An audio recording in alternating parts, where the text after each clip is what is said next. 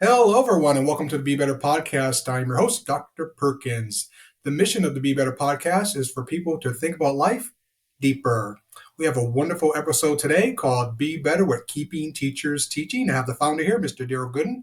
Mr. Gooden, how are you doing today? I am so happy, sir. Thank you for having me today, Dr. Perkins. Hey, no problem. Thank you, and for your time and the knowledge you're about to share with everyone. All right, let's get to it. Can you please tell the audience a little bit about yourself before you started your nonprofit?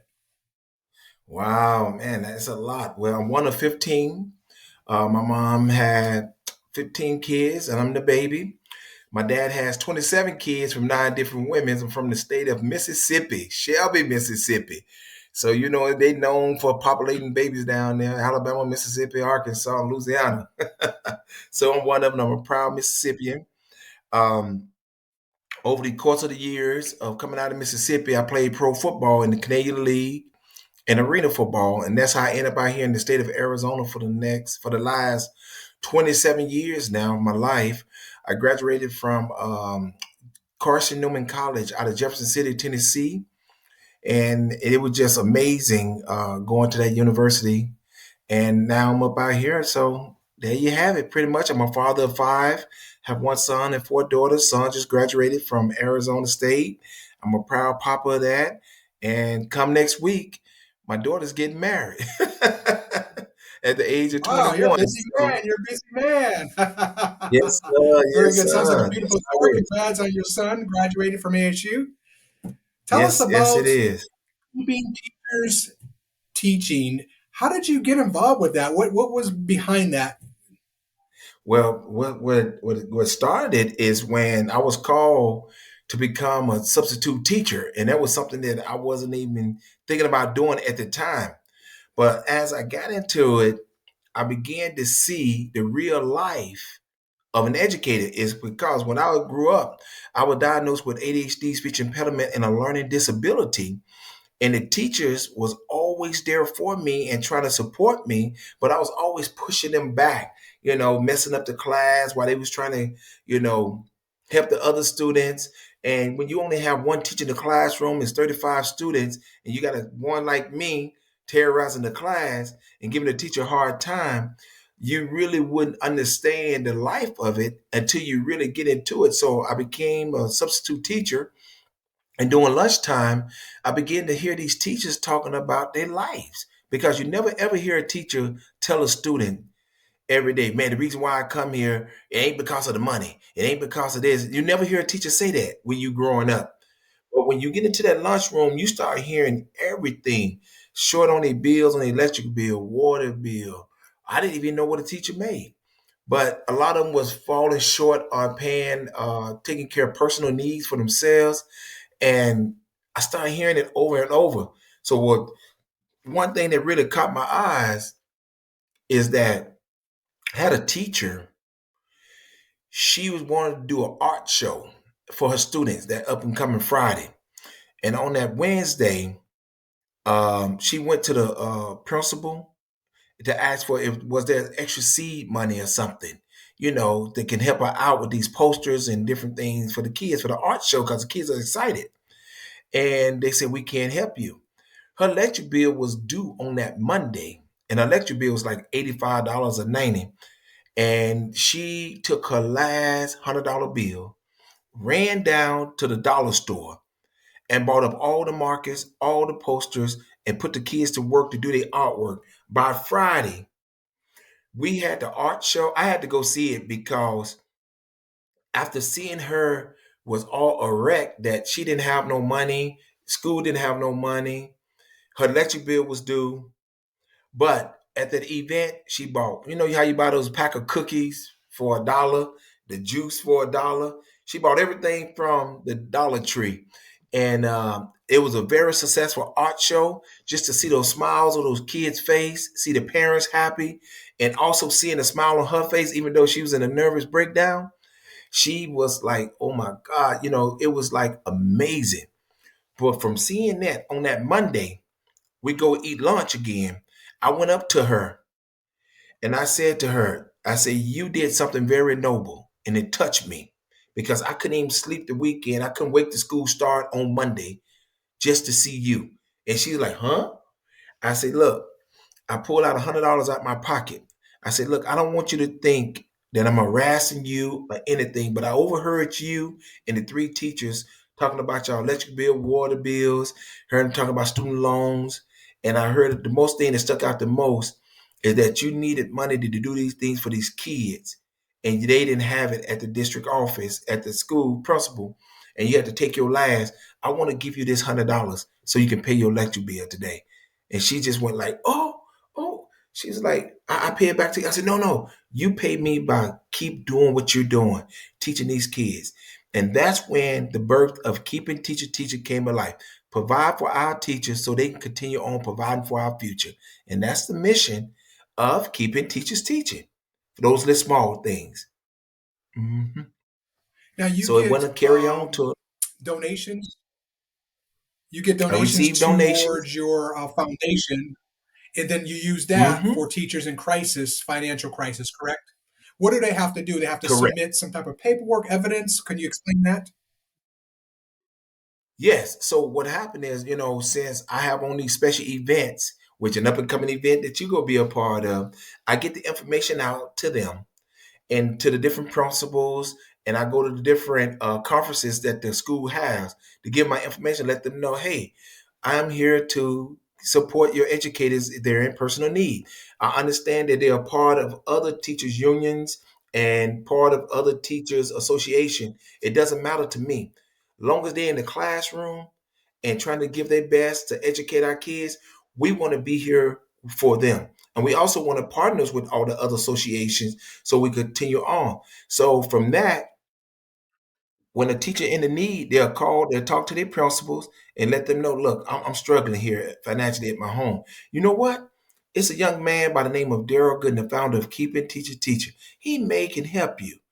I'm not 100% saying that he can help you on what you pretty need, but I think he can do some things for you. So, and that's how it all started. And that's how the word started getting out. Now, even though this Yes. is an Arizona-based nonprofit, and it's only for Arizona teachers at this time, can anyone from any place outside of Arizona and inside Arizona, can they donate to your organization? Oh, of course. Yes. Open wide. International, next door neighbor. Yes, sir. How do they Yes, sir. go about doing that? They go to www.keepingteachersteaching.org. That's www.com. www.keepingteachersteaching.org. And they can go there, or they can go to www.kttfoundation.org. Mm-hmm. Awesome, awesome. What financial crisis are you hearing in those teachers' lounges or just around campus? What are some areas that teachers are struggling with? The rent, their rent, the mortgage, especially the ones who gets apartments. The rent is really knocking a hole in them. Um, the electric bill is one another that I hear a lot. Um, those are pretty much the things because, as you know, how inflation went up. Apartments, what 1,200, now they 1,600 for one bedroom. Even though an educator got a raise, 2 or 3%, but they're not One bedroom. knowing, Yep. I, yeah, not knowing that the rent was going to shoot up that high, and they only got but a couple $1,000 with after taxes and your state retirement. That 2,500 is really more than 1,200 in your pocket. Yeah, right. Now, so like you just said, rent is up to mortgage rates, or excuse me, mortgage payments. So, yeah, that raise, mhm, the inflation caught up with it quick and fast. So, let me ask you this: if quick, you were a king wiped it for a out. day, what solutions would you implement to fix teacher pay and teacher shortages? One of the things that I would do is bring all educators together, and I would ask them, is your heart really true into really serving our youth to be the best citizen they can be? And if all them say and agree upon, say yes, because there ain't no perfect teachers nowhere. You're always going to get some not give all they got because of the pay and because other reason too. Uh, that will be one of the things is to get their raise and get a grill bone for that for them, but also ask them to make a commitment, lease for 5 years to stay in that area of education where they at. Not move around. Just stay right there. Because those There you go. kids get attached to you. They start following you because they see that they are really learning something from you. And if we can just have a contract, almost just like the military, you go through the ROTC and you receive scholarship from them, and they have to make commitment for 4 years to stay in the military, at least 4 years in the army. Give me that commitment of 5 years in that area and see what kind of difference we can make. Yes. So that's what pretty much I would Very do. good.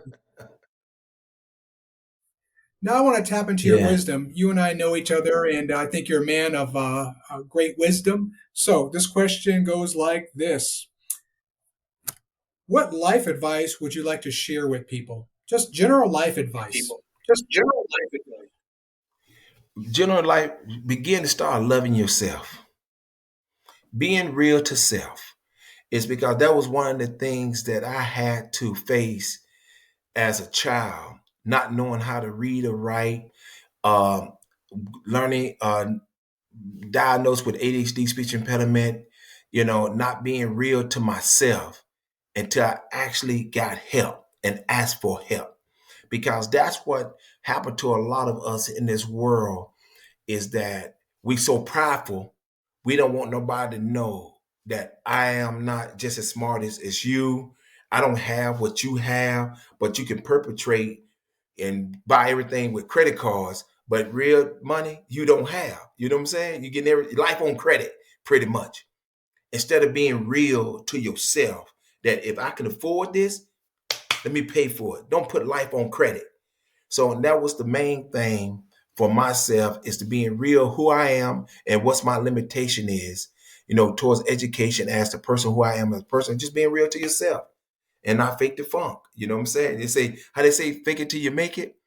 I don't fake it till I make it. I really do what I do because this is who I am. Yes, sir. There you go. I love that. Being real.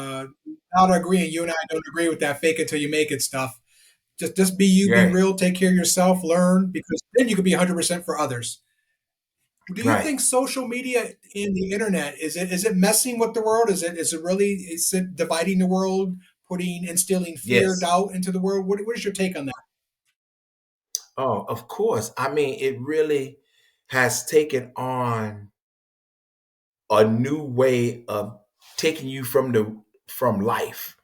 And what I mean about from life is almost like somebody's in your ear every day sharing something. Instead of you spending time with your family, it's almost like if you're a high school football player, you're a coach. That coach been with his wife for 30 years, but that coach been spending more time with those kids and doing school hours and doing football hours and really don't even know his own kids, his own family is because of the kids that he's been working with day in and day out. Same with that's and how I feel with social media. Here's your family here, but you on your cell phone looking at Facebook over there in the corner. They don't even have your attention. So of course, social media has really uh, uh, taken it. It's a good tool. Don't get me wrong. It's a good tool. But when you have someone to assume too much of you, that's the bad part of it because you don't have self control now.